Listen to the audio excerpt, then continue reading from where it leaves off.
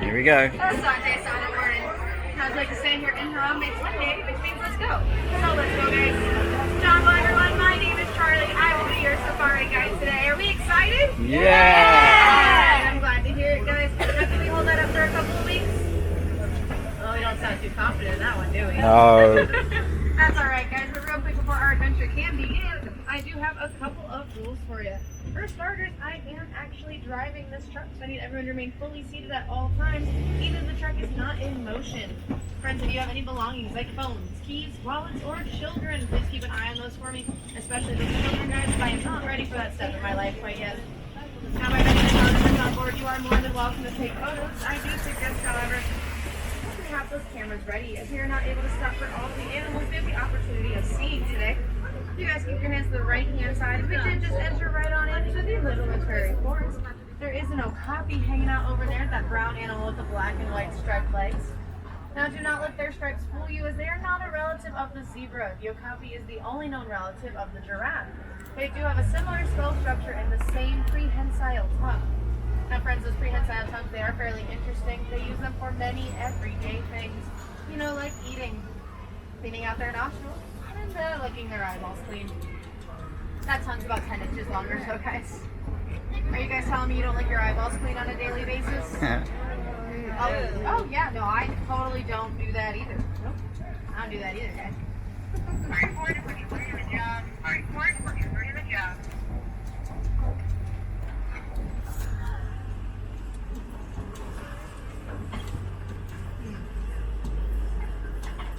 Now, friends, if you look directly ahead of us, to your left, to your right, and above you, a beautiful example of that natural camouflage.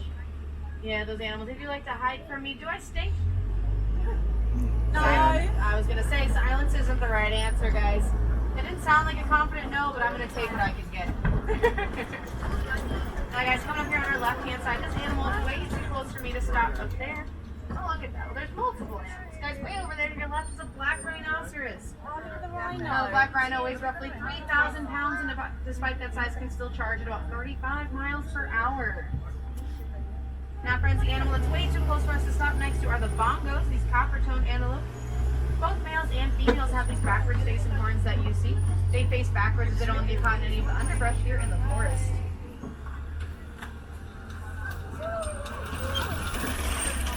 Alright, guys, I think we have some really good luck down here in the forest. So what do you guys say? We go check out the Safi River. Yeah. Alright, I'm taking like one family with me. That's okay. Hey guys, don't worry about it. I just want to make sure everybody's aware. We're on the same truck.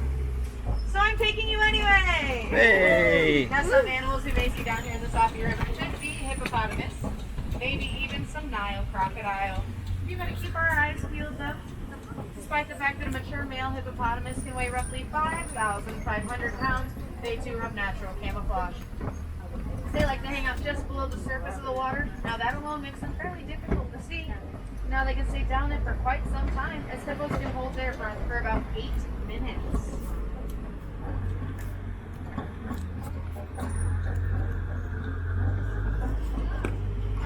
Now, friends, these white feathered birds hanging out to your left-hand side, they are pink-backed pelicans. Pink-backed pelicans get their name from a pink coloring they get on their back during mating season. Now, once they do find that perfect mate, both the male and female, they're going to work together on creating that nest for their young. I like to say it doesn't matter who or what you are, it just takes a team.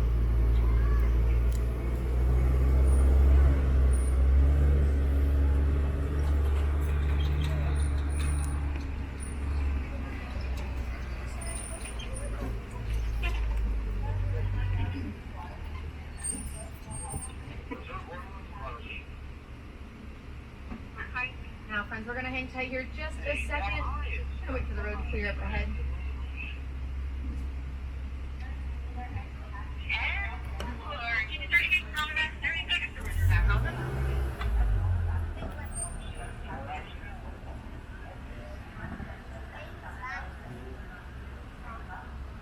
Now, friends, while we hang tight here for a moment, just waiting for that traffic up ahead to clear out. Do we have any questions whatsoever? And if at any point you guys do come up with questions, feel free to ask. I will do my very best to answer them for you.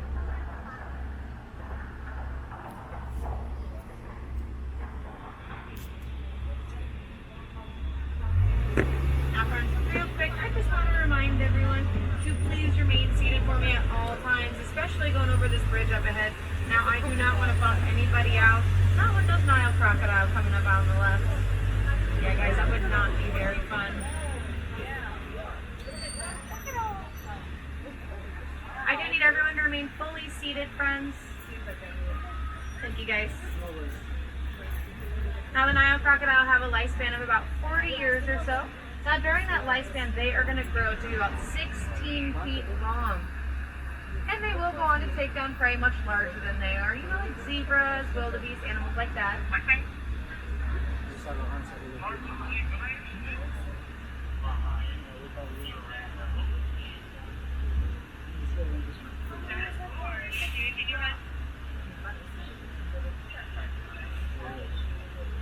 Now, friends, I know it's going to be kind of hard to see, but there is one of these crocodiles. They're hanging out way back there by the wall. They just had their mouth wide open. Here they go, opening it again. Now, don't be too concerned whenever they're sitting there with their mouth wide open. They are not trying to scare anybody away. In fact, what they're doing is they're trying to cool down. Now, the Nile crocodile, they'll open their mouth real big and wide, and essentially they're allowing that hot air to escape. Now, my absolute favorite thing about the Nile crocodile is when their eggs are about to hatch, they're going to take the eggs in their mouth and roll them around on their tongues, help them crack and help them hatch, and they're going to welcome their young into the world.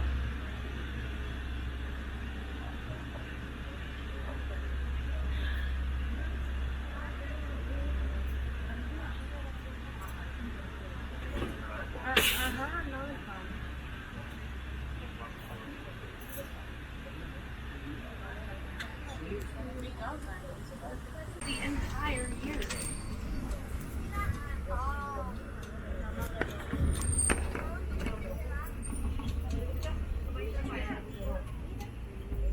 Now, do you guys see anything yet? Anything at all? A giraffe. Giraffe? Where? There. No, those are trees. Oh, over there. Now, guys, what that is a Maasai giraffe. We know that because if you look at its pattern, it's more rough and patchy looking. Other giraffes do have more defined lines in their patterns. Can anyone tell me why it was so easy for you to spot that giraffe? Because it's so tall. Oh my gosh, that's right, guys, because they're so tall. Giraffe are the tallest known land mammals in the world. According to my chart, they'll stand about 18 to 20 feet tall or so. Now, they're young when they're born, come out at only like 6 feet tall. Yeah, guys, only 6 feet or so. A height that I will never personally reach. They come out at birth.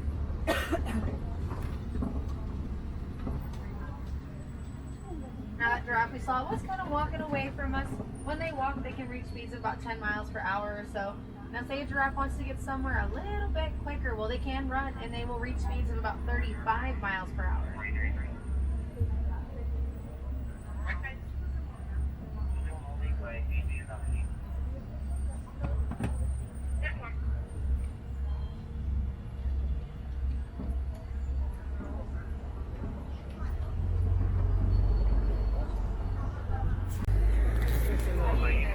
Now, friends, hanging out over here on our left-hand side, there are some spotted hyenas. We're going to pull up so you can get a better view around here. There we go. There's one just behind this tent, friends. One right back here as well. Like I said, they are spotted hyenas. Hyenas are not a part of the cat or the dog family. In fact, they've created their own family, which is called Hyena Day. Hyena packs are female dominated. In fact, the highest ranked male is still below the lowest ranked female. Now, they have also been mislabeled as scavengers. That's all that is, guys, is a mislabelment. Hyenas do all of their own hunting. Also, to your left, friend, these are Patterson's eland. That real small one you see there is the newest member of the family here on the reserve. It is their first week out here. Now, guys, these are Patterson's eland, like I said, the largest antelope in Africa. They grow to about 6 feet tall, and they can weigh up to around 2,000 pounds. Now, we have passed quite a few of these mountains, friends. You know what I'm talking about? That really tall one we just passed. There's a few more coming up here on our side. These are termite mounds. Termite mounds are made of 3 super simple materials. If you want to make your own, all you need is some spit, some dirt, and some dung. Yeah, that's all you need, guys. Yeah, it's not my favorite household material, but if it works, it works. I'm not here to judge the termites. Now, friends, what's really interesting about termite mounds is when they sit in the savanna heat, they can become almost as hard as concrete.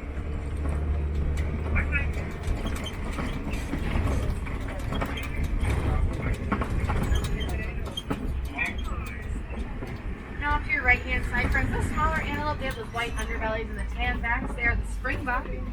Now springbok, they get their name from their ability to spring about 6 feet into the air. Now they can also leap about 13 feet forward. When they make that leap, it is called pronking, spelled P-R-O-N-K. Now if we don't get to see it today, I do suggest that you look at a video of it. It's super interesting to watch, and I personally find it adorable. Now friends, this giraffe here to our right is way too close for me to stop, but I will go nice and slow, friends. Now can anyone tell me what color this giraffe's tongue is? Purple. Purple, black, blue, all of those answers are right, guys, because it is just a natural darker coloring. Now the reasoning for that is, well, giraffes spend about 18 to 20 hours of their entire day just eating. The way they eat is they use those prehensile tongues, they wrap them around branches to pull the leaves off. So guys, what happens if we sit in the sun for 20 hours straight? We're gonna burn. Can you imagine trying to eat with a sunburned tongue? Yeah, no, that would hurt really bad, guys. So that natural dark coloring helps keep that from happening. Give it another Maasai giraffe coming up here on our left-hand side, friend. Just eating the day away. Now, guys, in fact, the giraffes spend about 18 to 20 hours of their entire day just eating. That is the pure reason why I want to be a giraffe, but a conversation for another day. Now, it does leave them only 4 hours or so to sleep. That does not bother giraffe, considering they only sleep for about 30 minutes a day. That won't even be all at once, guys. They take power naps, like a few minutes here and there. Now, sometimes they won't even lay down to sleep as it makes them too vulnerable to predators. Other times, they may not even close their eyes. Yeah, I like to say they're the best college students in the world. Now, they are omnivores, meaning their diet consists of fruits, vegetables, meats, really anything they can get their hands on. So cute. Now guys, off to your right hand side, there's an African elephant. Now I think I know a spot where we can get another quick view as they are kind of way back there. Now can anyone tell me how we know it's an African elephant? Size of its ears. I mean, you know, that helps. But it's also those ears, guys. They do have larger ears, kind of shaped like Africa as well. There's another view, friends. Now I do not have the greatest view, so I'm going to make an educated guess that it is a mature male elephant. Reason being, it is all by itself over there. More often than not, mature male elephants are kicked out of their herds. So you only ever see them alone, or at very least all male herds. Now friends, they do make their way back to those larger herds whenever it's time to procreate, but once they're done with that, they just go back on their own. Now it is a pretty common misconception that only male elephants have those ivory tusks that you guys saw. Just a misconception, both males and females have them. They come in at about 2 years old, and then from that point forward, they are never going to stop growing.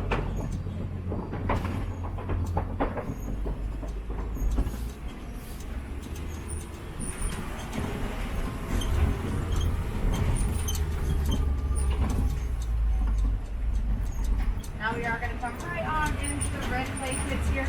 And to the right-hand side, you're going to notice there are some tusk marks in the clay. They'll take their tusks and grind them up there, make them a sustainable length of their choosing. And then there's an added bonus, as elephants get to eat that clay. There's a nutritional value for them, similar to us taking vitamins. Well, it seems we just crashed a party, huh? Alright guys, let's see how fast I can spit out 100 facts and now guys, these animals to our right hand side of the massive horns are the Ankoli cattle. Their horns from tip to tip will measure to be about 6 feet.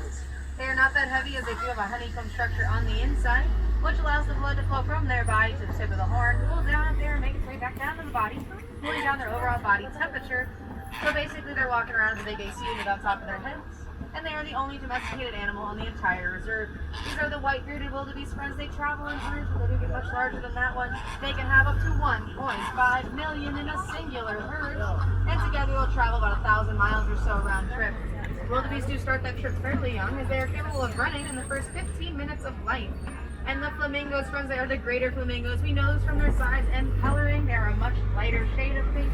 However, they're not born pink, they are born gray. The pink coloring comes from their diet, which consists mostly of brine shrimp. The more one eats, the pinker they're going to get. So I say they are the purest example of you are what you eat. Now, white rhinos do have some similarities to the black rhino, as they too have those keratin horns, and they too can charge at about 35 miles per hour. The white rhinoceros, though, they are a bit larger, and they weigh about 4,000 to 5,000 pounds. Right past it. Now, friends, we all know what galloping is, right? We've seen a horse gallop, or we know that they gallop. Now, the purest definition of galloping is at one point in time, all four legs are in the air off the ground. Rhinos gallop. This 5,000-pound animal gallops at 35 miles an hour, and it is the most graceful thing I've ever seen in my life. Now, rhinos, they are basically blind, friends, meaning they do depend a lot on that hearing. You might notice their ears kind of flick back and forth, focusing on everything going on around them.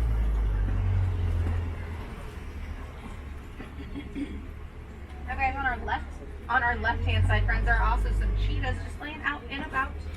Cheetahs are the fastest known land mammals in the world, capable of sprinting at around 60 miles per hour or so.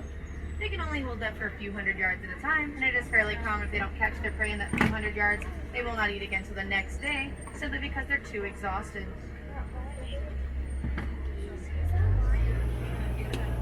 There's another cheetah walking out and about up ahead, friends, on your left, and we're going to get a real close view of that white rhinoceros.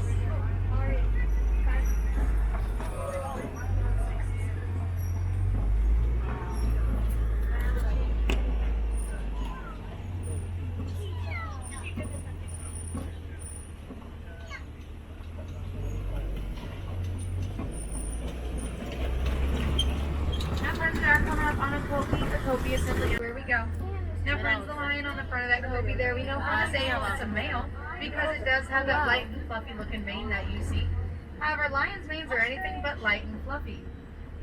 Who wants to take a guess? How much do we think that light and fluffy mane can weigh? A lot. 500 pounds? Just the mane? Just a hair? I'm good at guessing. You're thinking 4 pounds? 15 pounds? Alright, guys, drum roll. That's big eggs. Okay, we're gonna wait here just a second. Oh. Is it bad? I knew exactly what was about to happen. Ew. That's not good manners. Oh, where are we going? You do you. You go wherever you want to go. Okay, bye.